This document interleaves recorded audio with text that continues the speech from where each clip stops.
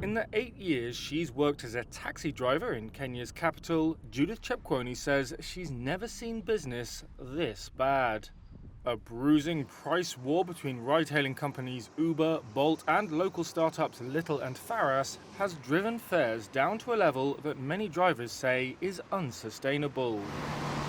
And that's forced some to set their own higher prices. Chepkwony argues they have no other way. If you stick to the app's rate, she says, you can spend 12 hours working and still not make enough to cover fuel and the loan repayments on your car.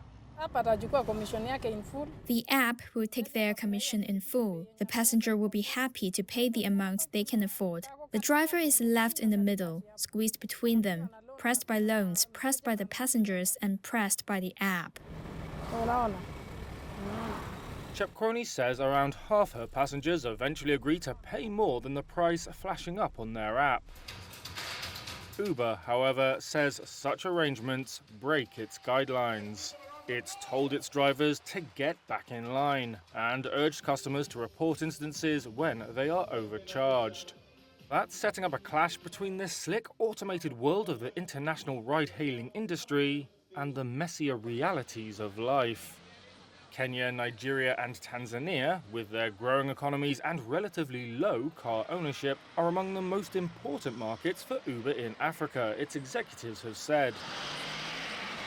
However, Kenya has recently been rocked by protests against proposed tax hikes, amid high prices for basic commodities, elevated interest rates, and subsequently lower disposable incomes.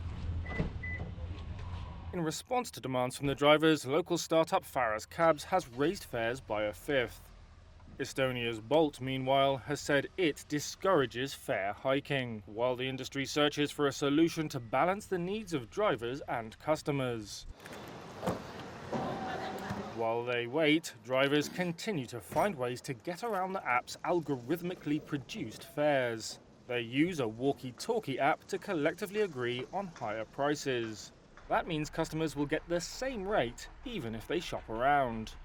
Drivers have also produced a laminated fare guide which they post inside their cars for customers to see. Nairobi-based driver Eric Nyamweya said you can work it out quickly by multiplying the app's fare by 1.5. But if he doesn't agree, I told you earlier, if he doesn't agree or she doesn't agree, we do what the app is saying. Because after all, or at the end of the day, you have to work. If you refuse everything, Nyamweya says, you might as well ship out of the business. But he says, before we ship out, we are trying to make the business better.